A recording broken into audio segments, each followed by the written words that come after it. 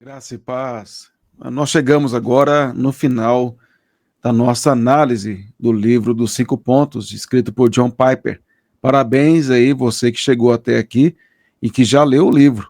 Muito importante que você leia o livro, como eu sempre tenho falado nos meus vídeos, que a intenção não é substituir a sua leitura, mas ajudar em algumas questões, apontar os pontos principais para que você possa desenvolver e entender melhor. Agora, o capítulo que eu vou falar sobre o que os 5 pontos significam para mim, no caso John Piper, né, um testemunho pessoal. Esse capítulo 7, ele vai falar qual a importância dos 5 pontos do calvinismo para a sua vida, para o seu ministério. O capítulo 8, que é sobre testemunhos conclusivos, eu não vou fazer resenha, porque ali eu quero que você leia e veja o testemunho de Agostinho, por exemplo, que é bem antes dos 5 pontos do calvinismo, antes de Calvino, antes da Reforma Protestante, é chamado um dos pais da igreja, e que ele já defendia, juntamente com outros, esta posição que depois se torna os 5 pontos do calvinismo. Também vai falar de Jonathan Edwards, George Whitefield, de Spurgeon e outros que ali são colocados como testemunhos conclusivos a respeito dos 5 pontos do calvinismo, demonstrando que essa doutrina ela não é uma invenção da Reforma Protestante, dos calvinistas, mas na verdade isso já é uma defesa muito antiga. Desde o início da igreja vem sendo desenvolvido, e é importante você entender isso. Na verdade, o que é novo, ou que sempre foi considerado uma heresia de formas diferentes, é o arminianismo. Antes, na época de Agostinho, era o Pelágio, foi um teólogo, que aí vem o pelagianismo, que é um arminianismo mais avançado, piorado. E você tem sempre esses momentos na história onde a heresia ela aparece com roupagens diferentes. Mas aí você tem uma linha teológica onde os reformados e os bons teólogos defenderam as escrituras, defenderam a soberania de Deus, mostrando que toda honra, toda glória e todo louvor deve ser dado ao Senhor. Então nós vamos estudar hoje, é o último estudo, é o último vídeo que eu faço, e eu espero que você tenha aprendido, que os vídeos que eu fiz contribuam para o seu conhecimento, para o seu entendimento, que você possa ler novamente o livro, possa meditar nele, ler outros bons livros que podem te ajudar a entender. No final desse vídeo, eu vou colocar algumas sugestões, imagens de alguns livros que você pode adquirir e ler, que vão ajudar você sobre esse assunto e ampliar mais a sua mente. Como eu já disse em outros momentos, esse livro do John Piper, ele é bom, mas ele é bem assim resumido, não entra muito profundamente nas questões que deveriam entrar. Não estou desqualificando o livro, estou comparando ele com outras obras que são mais densas, são mais profundas, e que você pode adquirir e desenvolver o seu entendimento. Esse livro é mais introdutório, é mais para provocar você a estudar sobre o assunto. Então, vamos lá para o nosso último vídeo, e eu espero que você seja edificado.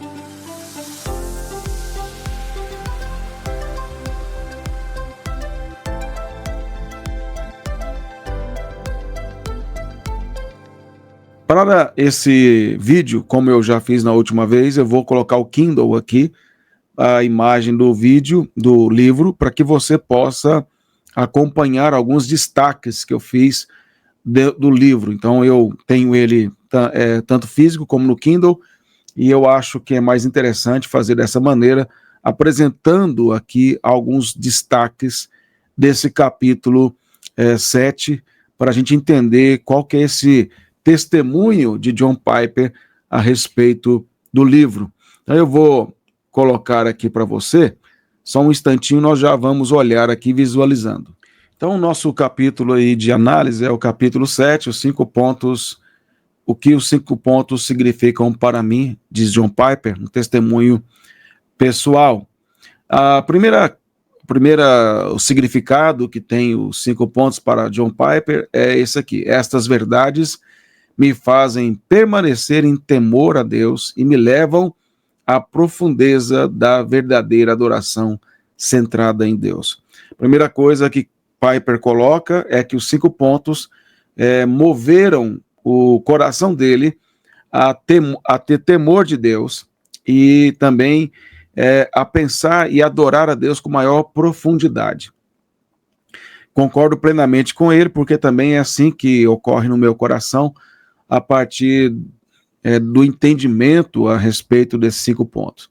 Quando nós pensamos em calvinismo e arminianismo, temos que entender o seguinte, que nós não afirmamos que os arminianos não sejam crentes, não tem nada disso, nunca isso foi dito por algum calvinista sério. Nós entendemos que os arminianos são crentes, salvos pela graça e são eleitos. Aliás, é bom dizer que os arminianos também acreditam que são eleitos, mas a eleição deles é com base na presciência de Deus. O que isso quer dizer? Eu acho que em algum outro vídeo eu falei sobre isso.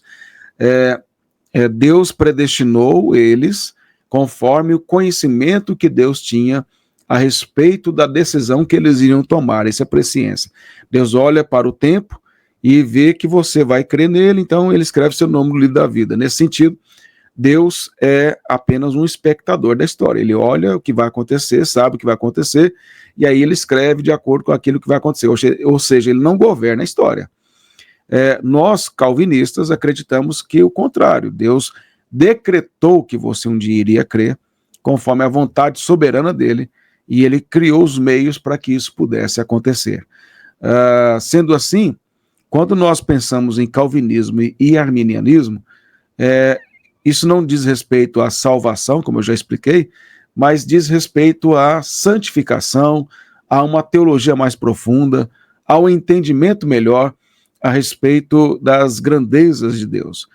Os 5 pontos do calvinismo nos levam a uma adoração mais profunda com o Senhor, e é isso que John Piper está colocando aí nesta fala dele. É por isso que ele diz que ele cita aqui Efésios capítulos 1, versos 6, 12 e 14, que aparece essa expressão dada por Paulo, graça. Ele diz aqui: isto me levou a entender que não podemos enriquecer a Deus e que, portanto, sua glória resplandece mais intensamente, não quando tentamos satisfazer suas necessidades, e sim quando somos mais satisfeitos nele, como a essência de nossas necessidades. A nossa felicidade, a nossa satisfação se encontra nele, não em nós mesmos. E os 5 pontos do calvinismo esvazia esse ego humano e mostra que nós não suportamos o peso da glória, mas a glória deve ser dada somente ao Senhor. O segundo aspecto aí que ele coloca, do que esses 5 pontos significam para ele, é que estas verdades ajudam a proteger-me de brincar com as coisas divinas. Isso é muito, muito importante, que John Piper está aqui falando, porque a tendência do nosso tempo é justamente isso, de brincar com as coisas de Deus, a banalidade, a superficialidade em que muitos lidam com as coisas de Deus é impressionante. E John Piper mostra que os 5 pontos nos causam temor, como eu já disse antes, e nos faz entender a seriedade que é servir ao Senhor, essa seriedade que tem sido abandonada por muitos, poucos têm, na verdade, desenvolvido um temor real com relação ao Senhor. É isso que John Piper coloca, é a grandeza de Deus que se manifesta, a grandeza de Deus, ela se manifesta nas doutrinas da graça. Isso é maravilhoso, é o que John Piper vai demonstrar aí como impacto daquilo que os 5 pontos causaram nele. Um terceiro aspecto que John Piper coloca, por aqui na tela para você, coloca: estas verdades me deixam admirado de minha própria salvação. O que John Piper está dizendo é que ele fica maravilhado com os 5 pontos, causam nele isso, de ele ficar maravilhado com essa esperança do chamamento, a riqueza da glória de Deus. Ele cita mais uma vez Efésios capítulo 1, verso 18 a 19, é um capítulo onde Paulo fala muito sobre a predestinação e na nossa salvação. Ele diz, então, Paulo, né, afirma, citado por Piper, a esperança do seu chamamento, a riqueza da glória da sua herança nos santos, a suprema grandeza do poder para com os que cremos. Então, Paulo mostra, e Piper cita ele aqui, essa maravilha, riqueza da glória de Deus, da sua herança, dessa maravilha que nós temos em Cristo Jesus, que é a nossa salvação. Isso exclui completamente a nossa ideia de vanglória, a ideia de pensarmos que somos merecedores de alguma coisa, que nós podemos realizar qualquer coisa. Então, na verdade, tudo que temos e somos é a graça de Deus sobre a nossa vida. Não há mérito algum em nós. Toda a honra, toda a glória pertence ao Senhor. É esse grande privilégio que nós temos de pertencer à Igreja de Cristo, pertencer ao reino de Cristo, de termos sido transportados das trevas para a maravilhosa luz, de Deus, o Pai, ter nos transportado das trevas para o reino do seu Filho, o reino do seu amor. É exatamente isso que a Bíblia nos mostra. No Antigo Testamento, nós vemos Deus falando para Israel constantemente que era uma nação pequena, uma nação insignificante em relação às outras. Havia muitas outras nações grandes e poderosas que Deus poderia ter escolhido, como a Babilônia, como o Egito, a Síria e outros países e outras nações, e ele quis escolher aquele povo escravo, aquele povo desprezado, e deu a eles uma terra, deu uma terra onde havia cidades que eles não haviam edificado, poços que eles não haviam cavados.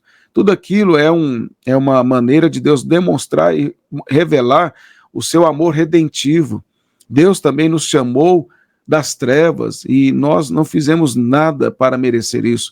E Ele nos deu tudo por meio de Cristo. E um dia nós estaremos na Nova Jerusalém, edificada pelo próprio Cristo. John Piper fala um quarto aspecto sobre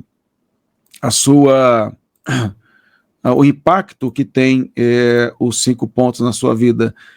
Estas verdades me fazem alerta para os substitutos centrados no homem que passam por boas obras. O que John Piper está mostrando é que as doutrinas da graça, os 5 pontos do calvinismo, são como uma proteção contra as nossas formas de ensino centradas no homem, que corrompem gradualmente a igreja, enfraquece ela por dentro, à medida que ela busca parecer forte e popular. Não é isso que tem acontecido? Por causa dessas falsas doutrinas e o afastamento que a igreja teve em relação à teologia reformada, aos 5 pontos do calvinismo e outras doutrinas que estão dentro da teologia reformada, a centralidade no homem tem sido cada vez maior, porque é isso que o arminianismo conduz à centralidade do homem, porque uma vez que defende que o homem pode ser salvo porque ele quis crer e não porque a graça o alcançou e o transformou para que ele pudesse crer, traz para o homem um sentimento de autonomia, um sentimento de orgulho, de arrogância, em pensar que se ele não tivesse crido pela sua própria vontade, e que isso implicitamente está dizendo que a bondade no homem natural, depois da queda, a graça no homem natural, no sentido de que ele possa, de alguma maneira, crer por ele mesmo, isso traz arrogância, é como crer pelas obras, é isso vai centralizando as músicas no homem, a adoração é focada para tentar fazer com que essa vontade humana seja despertada para crer, quando, na verdade, a fé calvinista, ela mostra que nós não temos nada que possa ser feito que eficazmente para salvar o homem. É necessário que a graça o alcance, é necessário que o Espírito Santo o transforme, e nesse sentido nós confiamos inteiramente na soberania de Deus. Isso não quer dizer que nós não usaremos os meios dados pelo Senhor para levar o homem ao arrependimento, porque Deus vai usar a pregação, Deus vai usar a mensagem, uma música bíblica. Deus pode fazer muitas coisas. Eu conheço pessoas que, um caso de um pastor da minha denominação, que era alguém assim totalmente perdido, estava passando na porta de uma igreja nossa e ele ouviu uma música bíblica, e ele entrou para ouvir aquela música, e lá ele ouviu a música, ouviu a pregação e foi convertido. Depois se tornou um pastor da nossa igreja. Hoje ele está na glória. Mas o que eu quero destacar para você é que a questão é que Deus usa esses meios, e nós temos que usar os meios dados por Deus, mas não são os meios em si que transformam, é Deus usando os meios para a sua glória e para o seu louvor. E é isso que os 5 pontos do calvinismo nos levam a entender, que dependemos completamente do Espírito Santo. Ao contrário do que os arminianos nos acusam de não ter o Espírito Santo, coisa desse tipo, é o oposto disso. Nós confiamos inteiramente na soberania do Espírito Santo, de transformar, conforme a vontade do Pai, aqueles que foram eleitos na eternidade e pelos quais Cristo morreu. O segundo aspecto que John Piper vai mostrar aqui a respeito do que esses 5 pontos significam para ele é: estas verdades me fazem gemer pela enfermidade indescritível de nossa cultura secular que menospreza a Deus. Os 5 pontos, como enfatizam a soberania de Deus, isso faz com que nós olhemos para o nosso tempo e entendamos o quanto ele despreza. Ele diz nesse ponto: quando Deus é a principal realidade no universo, mas é tratado como uma irrealidade pelo nosso tempo. Estremeço em face da ira que está sendo acumulada. Ainda sou capaz de ficar chocado. E você? Muitos cristãos estão sedados com a mesma droga de ignorar a Deus que o mundo consome. Alguns acham que o fato de que Deus é negligenciado é uma virtude e inventam nomes cínicos para as pessoas que falam de Deus em relação a tudo. John Piper aqui ele vai mostrar exatamente esse desprezo que existe, inclusive dentro da própria igreja, em relação a Deus, e um desprezo na prática que é semelhante ao que o mundo tem para com Deus. E isso é fruto da teologia. As músicas revelam a teologia de uma igreja. A conduta, a liturgia, tudo, a pregação, a ênfase, é fruto da teologia. Se ela é centrada em Deus ou se ela é centrada no homem, se ela despreza Deus ou se ela exalta a Deus. E isso tudo tem a ver com teologia. O 6º aspecto que ele aborda é: estas verdades me tornam confiante de que Deus terminará, tanto global quanto pessoalmente, a obra que ele planejou e começou. A certeza é que os 5 pontos do calvinismo nos dão, que, baseado nas Escrituras, que Deus cumprirá o seu propósito de redenção do seu povo, que no final nós teremos novos céus e nova terra, nós teremos uma multidão incontável de pessoas de todos os povos, tribos e nações, que fazem parte desse grande número, desse número incontável de redimidos, de eleitos de Deus, e nós fazemos parte desse número. Nós só podemos dizer e crer, como Deus disse a Abraão, que a sua descendência seria tão numerosa como as estrelas do céu e os grãos de areia. A igreja vai cumprir a grande comissão, pregando o evangelho a todos os eleitos, serão todos eles alcançados, há muitos ainda para nascer, que vão ser alcançados pelo evangelho, até Cristo voltar. Nós não sabemos o número exato, só Deus sabe. Mas o que nos cabe fazer é pregar o evangelho e crer realmente que Deus vai cumprir a sua vontade suprema, e que nós sabemos que tanto em termos globais como de forma pessoal, ou seja, tanto com relação ao número final desses eleitos, como também com relação à maneira global, ou seja, o coletivo todo, esse número incontável, Deus vai cumprir a sua palavra e vai alcançar aqueles pelos quais Cristo morreu. Um outro aspecto que ele é, oitavo aspecto que ele vai, sétimo, desculpa, aspecto que ele vai trabalhar é: estas verdades me fazem ver tudo à luz dos propósitos soberanos de Deus, que dele, por ele e para ele são todas as coisas. A ele seja a glória para sempre. Amém. John Piper vai então mostrar que os 5 pontos causam nele esse sentimento e esse entendimento que tudo é dele, por ele e para ele são todas as coisas. Como Paulo diz em Romanos 8, verso 33, Romanos 11, verso 33 ao 36. Romanos 11, verso 33 ao 36, Paulo diz isso, que dele, por ele e para ele são todas as coisas. E Paulo diz isso após desenvolver nos capítulos anteriores de Romanos 11, sobre esse plano redentor. E aí Paulo, como que ele fala, profundidade da riqueza, quanto à sabedoria de Deus, ele está emocionado ali diante dessa grandeza de Deus, desse poder de Deus para salvar um povo para si. John Piper diz que ver o propósito de Deus sendo realizado nas Escrituras e ouvir Paulo dizer que Deus faz todas as coisas conforme o conselho da sua vontade, me faz ver o mundo dessa maneira.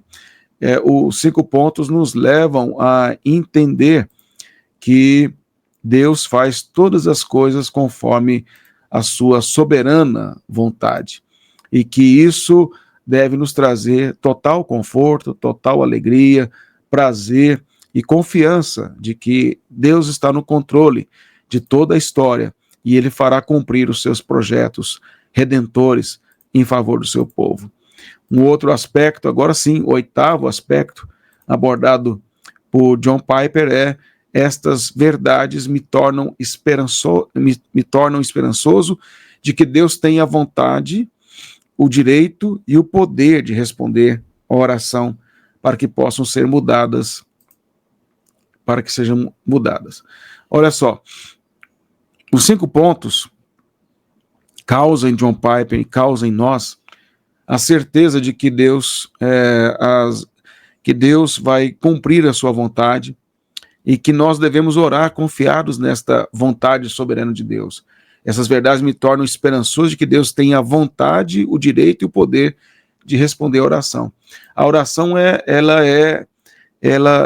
essa oração do calvinista, ela é uma oração com segurança, sabendo que todas as coisas cooperam para o bem daqueles que amam a Deus, daqueles que são chamados segundo o seu propósito, e o propósito de fato é nos tornar iguais a Cristo. Essa segurança para a oração é o fato de que Deus pode desfazer e mudar as coisas, incluindo o coração do homem, sabendo que Deus pode transformar qualquer pessoa, como transformou Paulo, que era inimigo, em o maior pregador do evangelho da história da igreja, como Deus também fez isso com a nossa vida, nos alcançando com a sua graça. A oração é a prática que muitos cristãos parecem esquecer, mas é uma prática que os calvinistas sempre tiveram muito. Infelizmente hoje não são muitos os calvinistas que oram bastante, mas os verdadeiros calvinistas ao longo da história eram homens de oração, homens realmente. O próprio João Calvino foi um homem de oração, um homem que buscava realmente fazer a vontade de Deus e entendia a necessidade de orar. Tanto é que nas suas Institutas, João Calvino mais escreveu sobre oração do que sobre predestinação. E isso é um fato muito importante para que você possa entender o quanto que a oração ela é valorizada dentro do calvinismo, infelizmente, por conta de algumas distorções, por conta de alguns falsos calvinistas, aqueles calvinistas de internet, sabe?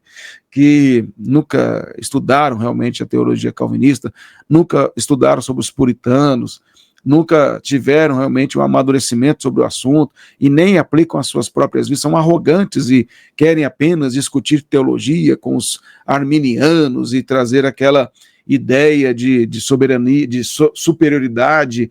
E é por isso que muitos arminianos detestam o calvinismo, por conta dos calvinistas que agem desta maneira e que são extremamente arrogantes. O nono aspecto aqui que ele aborda, penúltimo aspecto, é: estas verdades me lembram de que a evangelização é totalmente essencial para que as pessoas conheçam a Cristo e sejam salvas, e que há grande esperança de sucesso em levar pessoas à fé, mas que a conversão não é, em última análise, dependente de mim ou limitada pela dureza do incrédulo. 3 aspectos aqui importantes. Primeiro, que os 5 pontos do calvinismo, ele nos levam a evangelizar. Por quê? Porque eu sei que os eleitos serão salvos. E eu tenho que obedecer a Deus em pregar o evangelho. E a evangelização é o meio que o Senhor estabeleceu para que os eleitos fossem alcançados. Então não há outra maneira para que os eleitos sejam alcançados que não seja pela pregação do evangelho, pela evangelização. Outro aspecto que ele coloca é também que a salvação não depende de mim, ou não depende da evangelização em si, mas depende da conversão que Deus opera por meio da evangelização. Ou seja, as pessoas serão salvas não porque dependem de mim ou de qualquer outra ação da minha parte, mas depende totalmente da ação de Deus. Não, elas serão levadas à fé, porque a conversão vai ocorrer pela graça de Deus que a alcançará. Então, nesse sentido, um terceiro aspecto é que não depende de mim ou da dureza do coração do incrédulo para que a salvação possa ocorrer.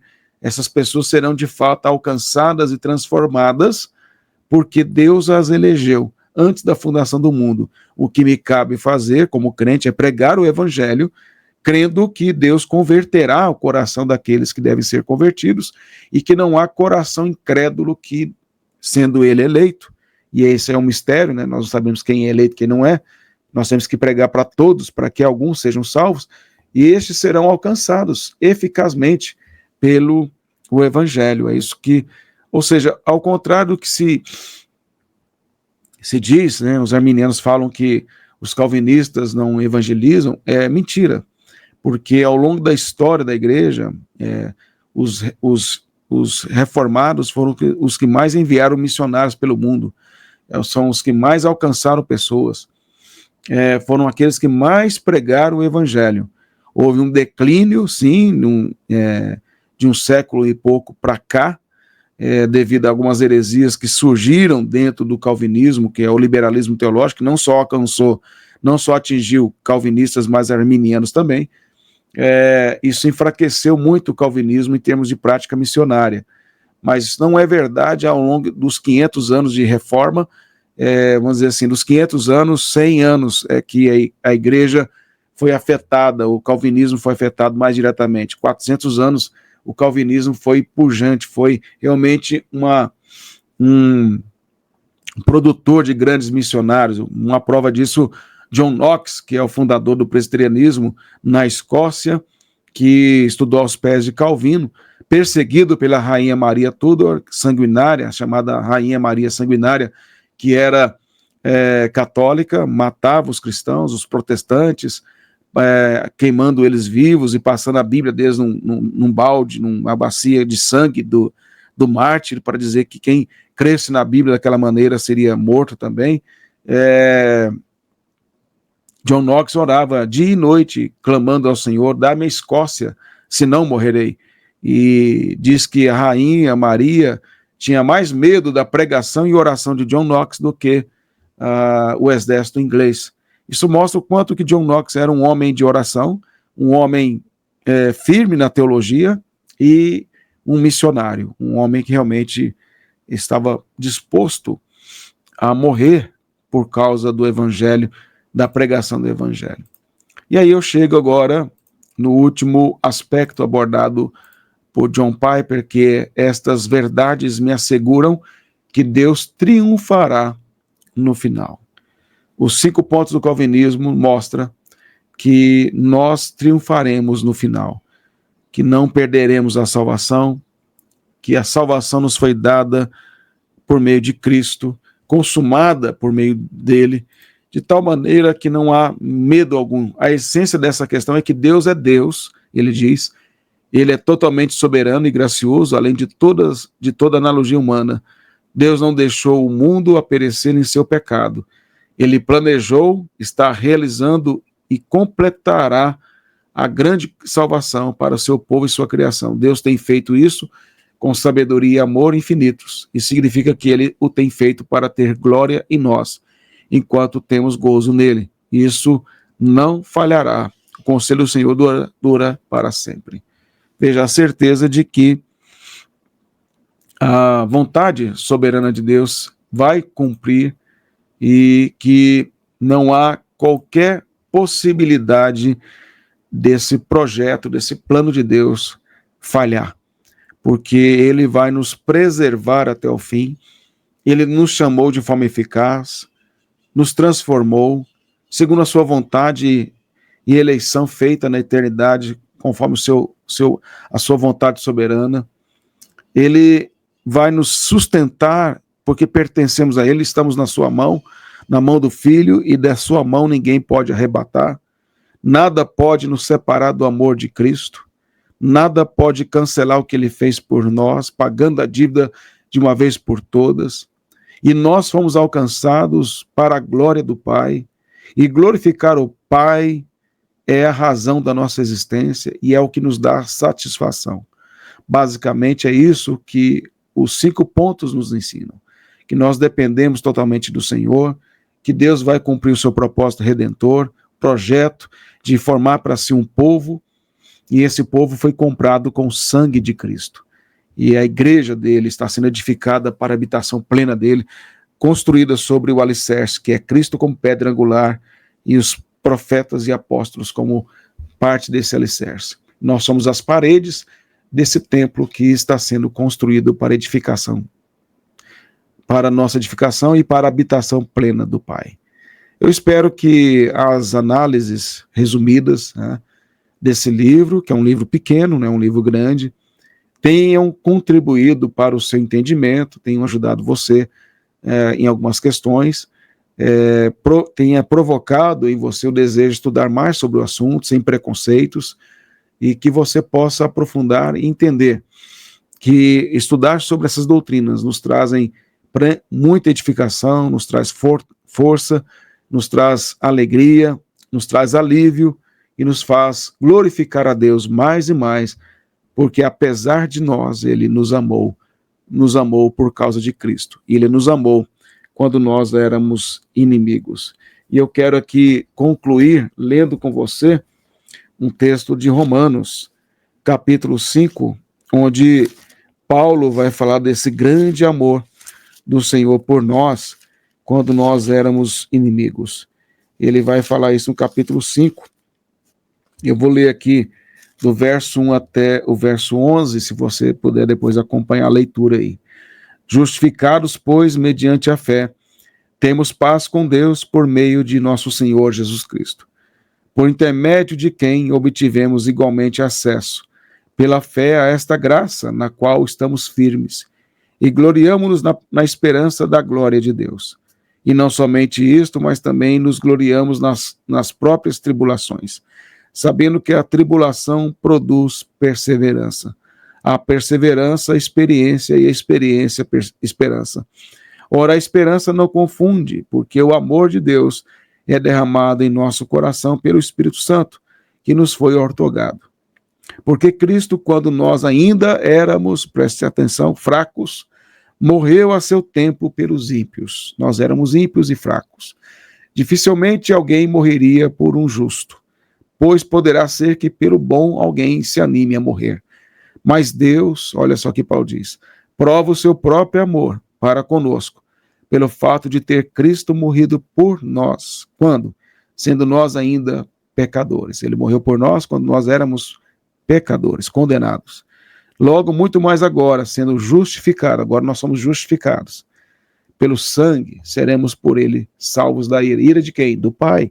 É pelo sangue de Cristo que somos salvos da ira do Pai. Porque se nós, quando inimigos, o que nós éramos antes? Inimigos. Fomos o quê? Reconciliados. Nós éramos inimigos e fomos reconciliados com Deus. Mediante o quê? A morte do seu Filho.